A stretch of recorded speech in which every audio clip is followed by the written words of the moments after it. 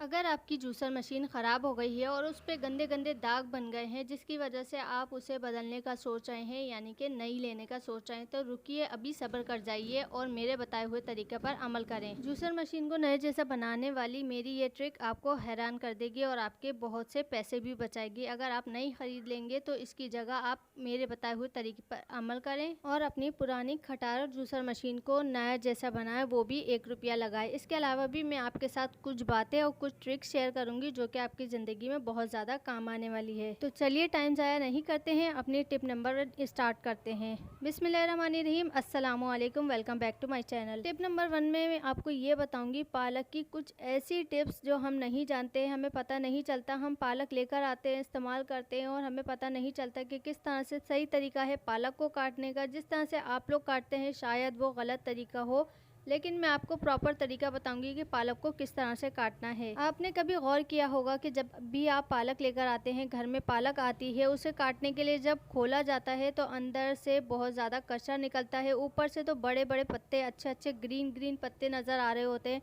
लेकिन जैसे ही हम इसे बीच में से खोलते हैं तो पता चलता है बहुत ज़्यादा कचरा भरा हुआ है। इसलिए जब भी आपने पालक लेनी है या किसी से मंगवानी है तो आपने कहना है कि जो भी पालक लो अच्छी तरह से देख लो कि अंदर कचरा भरा हुआ ना हो, क्योंकि ये जो सब्ज़ी बेचने वाले होते हैं ये अच्छा माल भी निकाल रहे होते हैं, कचरा भी तो सब आवाम को ही देते हैं। तो आपने ये ध्यान रखना है और साथ ही साथ आपने इस बात का भी ख्याल रखना है कि जब भी हम पालक काटें तो इसका एक एक पत्ता जिस तरह से आपको पीछे दिखाया गया, आपने इसी तरह से एक एक पत्ता खोलकर अच्छी तरह से देखना है। हो सकता है पालक के अंदर बाल वगैरह ना हो, कीड़े ना हो, क्योंकि रखे रखे पालक में कीड़े भी हो जाते हैं। तो आपने इस बात का ख्याल रखना है, अच्छी तरह से चेक कर लेना है कि पालक में कोई कीड़ा, कोई बाल वगैरह ना हो जिसकी वजह से हमारे पेट में गलती से चला ना जाए। तो आपने इस बात का ध्यान रखना है। उसके बाद जितने आपके हाथ में पत्ते आ सकते हैं आपने उतने जमा करने हैं और इस तरह से बारीक बारीक काट लेना है ताकि आपकी पालक बहुत ही अच्छी और मज़ेदार बने। वैसे तो पालक की काफ़ी ही चीज़ें बनती हैं, लेकिन मुझे कुछ का पता है, जैसे पालक कीमा, पालक गोश्त, आलू पालक या फिर चने की दाल में जो पालक डलती है उसका। इसके अलावा मुझे नहीं पता कि पालक से क्या क्या चीज़ें बनती हैं। अगर आपको पता हो, आप बनाती हो, तो मेरे साथ कमेंट में ज़रूर शेयर कीजिएगा कि आप किस तरह से बनाती हैं। जिस तरह से पालक को काटने की टेक्निक होती है उसी तरह से धोने की भी होती है। मतलब पालक में इतना ज़्यादा गंदगी होती है, इतनी मिट्टी होती है, इतनी मिट्टी होती है कि आपके सामने है पानी का क्या हाल हुआ है। जब भी आप पालक लाएं, इसे पकाएं, तो आपने कोशिश करनी है कि ज़्यादा से ज़्यादा खुले पानी में आप पालक को धोएं। पालक को जितना आप साफ पानी से और खुले पानी से धोएंगे, खुले पानी से मुराद ज़्यादा से ज़्यादा धोएंगे, उतना ही आपकी पालक हेल्दी और मज़ेदार बनेगी और उसमें टेस्ट भी बहुत ज़्यादा आएगा। ये आप आजमा लीजिएगा। पालक में अगर थोड़ी भी मिट्टी रह जाए और धोने में कंजूसी कर दे तो वो हमारे पककर पेट में चली जाएगी और जो कि हमारे लिए नुकसानदेह साबित हो सकती है। तो आपने खुले पानी का लाजमी इस्तेमाल करना है पालक धोने में, कंजूसी बिल्कुल नहीं। मैंने पालक को 6 से 7 दफ़ा धोया था खुले पानी से और इसका एंड में पानी बिल्कुल साफ़ हो गया था।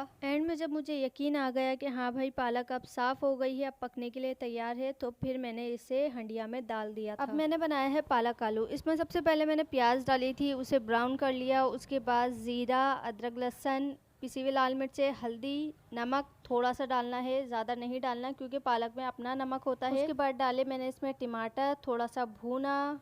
जब टमाटर और मसाले का कच्चापन ख़त्म हो गया तो इसमें पालक डाल दी, साथ ही 1 गिलास पानी डाला। जब पानी थोड़ा सा कम रह गया तो आलू डाल दिया, आलू गल गए, पानी खुशक हो गया, तो ये आपके सामने है। और आलू पालक हमारा बहुत ही मज़ेदार बना था। अगर आप स्पाइसी खाते हैं तो इसमें हरी मिर्चें भी ऐड कर सकते हैं। ये बन गया पूरा आपका आलू पालक मज़ेदार सा तैयार।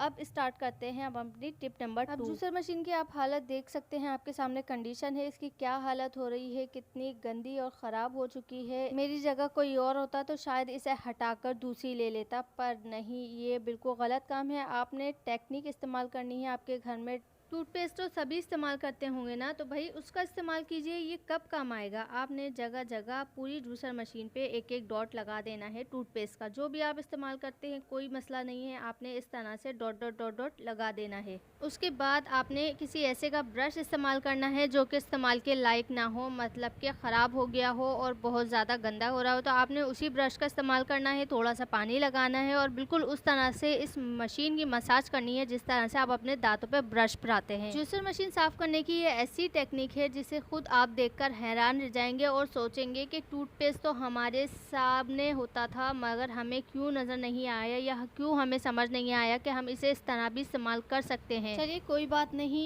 देर आए दुरुस्त आए। आपकी बहन है ना, आपके मसलों को अपना मसला समझ के हल करने के लिए। अगर आप मुझसे कोई ऐसी टिप्स या हैक्स पूछना चाहते हैं तो आप कमेंट बॉक्स में मुझे बता सकते हैं। इंशाल्लाह आपके उस कमेंट में मैं वीडियो बनाने की पूरी कोशिश करूंगी और इंशाल्लाह बनाकर दूंगी, आपका वो मसला मैं हल करके दूंगी। और साथ ही साथ आपसे एक छोटी सी रिक्वेस्ट भी है, अगर आप मेरी वीडियो पर यहाँ तक मौजूद हैं, आपने मेरी वीडियो पूरी वॉच करी है तो प्लीज़ मेरी वीडियो को लाइक भी कर दीजिए, चैनल को सब्सक्राइब कर दीजिए। आपका छोटा सा सब्सक्राइब जो है अब मेरे लिए प्यार है, मेरे लिए मोहब्बत है, आपकी तरफ से छोटा सा गिफ्ट है, इनाम है। अगर आपको मेरी वीडियो हेल्पफुल लगती है तो आपने सब्सक्राइब के तौर पर मुझे अपना प्यार दिखाना है। कमेंट बॉक्स में अपना प्यार दिखा सकते हैं। आपकी क्या राय है मेरे चैनल के बारे में, मेरे हैक्स के बारे में, आप मुझे बता सकते हैं। आप वीडियो को सदका जारिया समझ के आगे शेयर भी कर सकते हैं अपने फ्रेंड्स एंड फैमिली मेम्बर के साथ, ताकि मेरे ये हैक्स, मेरी ये छोटी छोटी जो टिप्स होती हैं रोज़मर्रा की, वो इनकी ज़िंदगी में भी काम आ सके। अब आप देख सकते हैं हमारी जो जूसर मशीन है वो आहिस्ता आहिस्ता करके न्यू होती जा रही है। मैंने सिर्फ टूथपेस्ट का इस्तेमाल किया है, साथ में वेस्ट ब्रश जो होता है उसका इस्तेमाल किया है, उसे अच्छी तरह से मंजाई करी है। ब्रश जो है आपने अच्छी तरह से चलाना है, कोने कोने में करना है ताकि जहाँ भी डर्ट लगी हुई हो, मैल जमा हुआ हो, वो अच्छे से निकल जाए। अब आपने किसी गीले कपड़े की मदद से या फिर वाइप की मदद से भी साफ कर सकते हैं। टूथपेस्ट का इस्तेमाल इस वजह से किया है, जिस तरह से हमारे दांतों में चमक आ जाती है उसी तरह से जूसर मशीन में भी चमक आ जाएगी, एक अलग से शाइन आ जाएगी। आपके सामने है कि जूसर मशीन शुरू में कितनी गंदी थी, आप बिफोर और आफ्टर देख सकते हैं।